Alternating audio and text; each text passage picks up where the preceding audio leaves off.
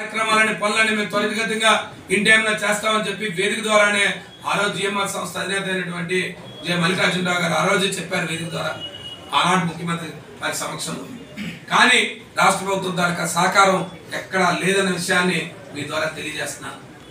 ఇవన్నీ కూడా తెలియాల్సిన అవసరం ఉంది ఈ జిల్లా ప్రజలందరికీ కూడా అని మీ ద్వారా తెలియజేస్తున్నాను.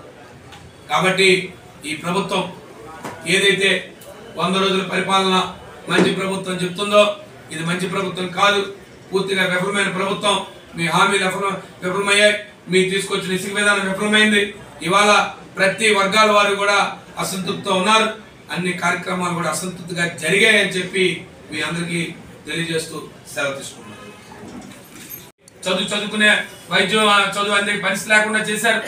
ఇవన్నీ చాలా విషయాలు అనేక విషయాలుగా మా ప్రతిపక్ష నాయకులు మాట్లాడుతూ ఉన్నారు. గౌరవ మాజీ ముఖ్యమంత్రి వారు ఎందుకు చెప్తున్నామంటే ఇవాళ ఇంకా తీసుకుంటే ఇవాళ మరి అనేక సందర్భాలు సంతోషం. మేమందరం కూడా ఆనాడు మా ఆయనలో మరి ఈ ప్రాంతానికి అంతర్జాతీయ విమానాశ్రయం రావాలి అని చెప్పి ఆనాడు అవేర్నెస్ కృషి చేసి ప్రతి రైతాంగాన్ని ఒప్పించి అనేక సందర్భాల్లో మీకు చెప్పాం. ఇవాళ మరి పక్కనే పొరుగు జిల్లాలోనే ఉంటున్న కేంద్ర మంత్రివర్యులు అనేక సందర్భాల్లో వారు వచ్చి పర్యవేక్షిస్తున్నారు. అయ్యా మీ ద్వారా పత్రికల ద్వారా సమాధానం తెలియజేయాలనుకుంటున్నాను.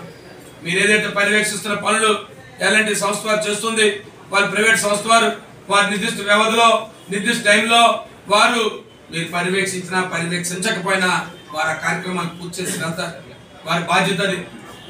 వారి ఇన్సెంటివ్స్ తీసుకుంటారు. ఏదైతే టైం ఇన్ టైంలో చేస్తే వాళ్ళకి ఇన్సెంటివ్స్ వస్తాయి, ఆ ఇన్సెంటివ్స్ వస్తాయి. కానీ ప్రభుత్వ పరంగా చేయాల్సిన కార్యక్రమాలు ఏదైతే ప్రభుత్వ పరంగా చేయాల్సిన ల్యాండ్ ఎక్విజిషన్ కానీ లేదు, ప్రభుత్వ పరంగా నీరు ఇవ్వాల్సిన నీటికి కావాల్సిన బిల్స్ కానీ లేదు, ఎలక్ట్రికల్ సంబంధించిన సబ్స్టేషన్ పెట్టిన పనులు కానీ ఇవాళ ఒక్క రూపాయి కూడా ఈ ప్రభుత్వం వచ్చిన తర్వాత ఒక్క రూపాయి కూడా ఈ రాష్ట్ర ప్రభుత్వం నుంచి అంతర్జాతీయ విమానాశ్రయంకి ఒక్క రూపాయి కూడా నిధులు విడుదల కాలేదని చెప్పి ఇవాళ ఈ పత్రికా సమావేశం ద్వారా తెలియజేస్తున్నాను. మీ సమీక్షలు బాగానే ఉన్నాయి, కానీ మీరు రాష్ట్ర ప్రభుత్వంతో చెప్తున్నారు, మీ రాష్ట్ర ప్రభుత్వం నుంచి ఒక్క రూపాయి నిధులు కూడా లేక ఇవాళ ఏదైతే ఎల్ఎన్టీ వారు ఏదైతే జిఎంఆర్ ఎయిర్పోర్ట్ సబ్మిట్ ఎల్ఎన్టీ వారు చేస్తున్నారో ఆ కార్యక్రమాలు చేయకుండా ఏదైతే ప్రజలందరూ కూడా ఇవాళ అల్లాడిపోతున్నారు, గ్రామీణ ప్రాంత ప్రజలందరూ కూడా ఇబ్బందులు పాలవుతున్నారు. ఇవాళ ప్రజలందరూ కూడా మరి కొద్ది రోజుల్లో రోడ్లు ఎక్కే పరిస్థితి వచ్చింది.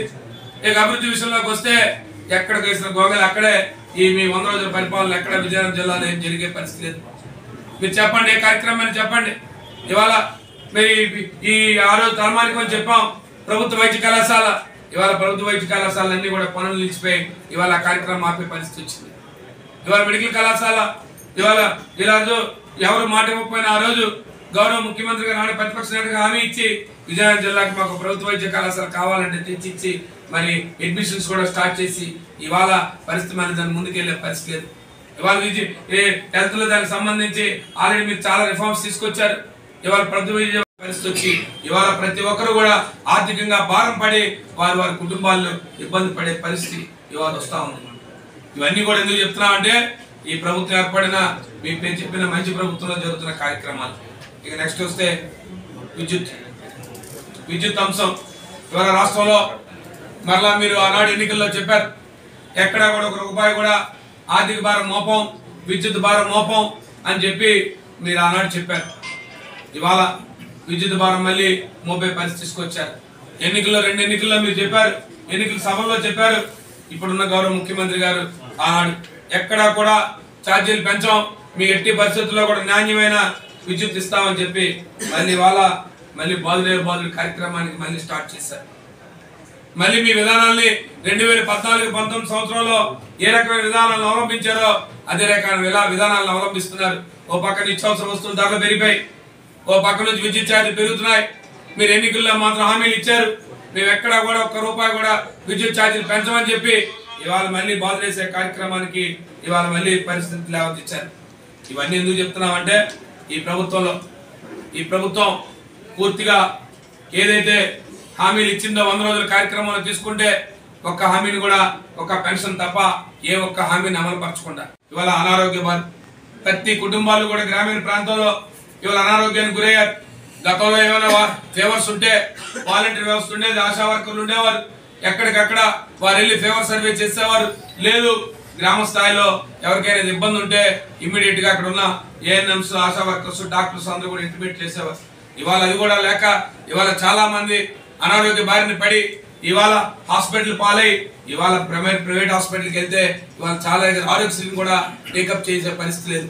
ఇవాళ చాలా మంది ఆరోగ్యశ్రీ గురించి కూడా మేము గట్టిగా మాట్లాడితే మేము ఆరోగ్యశ్రీ టేకప్ చేయలేమని చెప్పే పరిస్థితి ఉంది ఇవాళ ఈ ప్రభుత్వంలో. ఇంకా ఆరోగ్యశ్రీ కొన్ని హాస్పిటల్ అడిగితే ఇంక వచ్చే నెల నుంచి ఆరోగ్యశ్రీ ఉంటుందో లేదో తెలియదండి, మాకు ఈ ప్రభుత్వ విధానం మాకు అనుమానాస్పదంగా ఉందని చెప్పే పరిస్థితి ఇవాళ జరిగే పరిస్థితి కనబడుతుంది. దాని నుంచి ఇవాళ ప్రైవేట్ హాస్పిటల్ సిగ్నల్ ఇబ్బంది అండి అని ఏదో చెప్పి ఈ ఒక్కరోజు ఇవ్వకపోతే మళ్ళీ రేపు ఇచ్చే పరిస్థితి ఉండదేమోనండి అని చెప్పి ఇవాళ ఇబ్బంది పెట్టే పరిస్థితి తెచ్చారు. ఇవన్నీ ప్రభుత్వం దృష్టికి తీసుకొస్తాం. ఈ 100 రోజుల పరిపాలన జరుగుతున్న కార్యక్రమాలు, అలాగే మీరు చెప్పిన సూపర్ 6లు, ఇవాళ మీరు చెప్పిన సూపర్ 6లు చూస్తూ ఉంటే ఇవాళ రైతాంగానికి అనేక ఇబ్బందులు పడ్డారు. మన వర్షాలు వస్తే రైతులు అనేక ప్రాంతాల్లో నేట పంట మునిగింది.